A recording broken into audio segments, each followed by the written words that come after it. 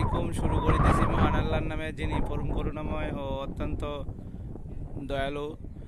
আজ আমি এখন আছি সৌদি আরবের জেদ্দায় মরুভূমিতে তরমুজ খেতে আসলাম। আজকের এই ভিডিওটি নারায়ণগঞ্জ রূপগঞ্জ বাসের জন্য। মূলত তরমুজ ক্ষেত রূপগঞ্জ নারায়ণগঞ্জের মানুষে সচরাচর দেখে না, এই জন্য আজকে মরুভূমিতে আসলাম। এই ভিডিওটি রূপগঞ্জের নারায়ণগঞ্জের মানুষের জন্য, যে সৌদি আরবের জেদ্দায় মরুভূমিতে তরমুজ ক্ষেত। এই যে তরমুজ কি সুন্দর তরমুজ হয়ে রয়েছে রাস্তার পাশে, কিন্তু কেউ ছিঁড়ে না, ঠিক আছে, কোনো চোর নাই, কেউ ছিঁড়ে না। যার ক্ষেত সে তরমুজ যথেষ্ট পরিমাণ বড় হইলে, পাকা হইলে নিয়ে বিক্রি করে। এই যে তরমুজ ক্ষেত, কত তরমুজ হয়ে রয়েছে, বিশাল তরমুজ ক্ষেত। এই যে দেখেন সাদা সাদা দেখা যাচ্ছে, এগুলো তরমুজ ক্ষেত। তো আজকের ভিডিওটি ভালো লাগলে সবাই লাইক কমেন্ট শেয়ার করবেন।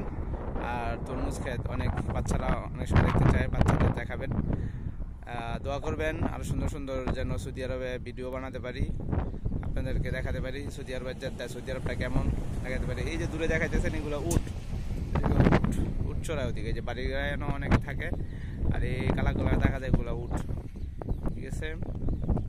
দোয়া করবেন, সবাই ভালো থাকবেন। আর সৌদি আরব যদি কেউ আসেন তো বেশি বেশি করে আসে তরমুজ খাবেন। সৌদি আরব তরমুজ প্রায় সস্তাই, 2 টাকা 3 টাকা 5 টাকা 6 টাকা।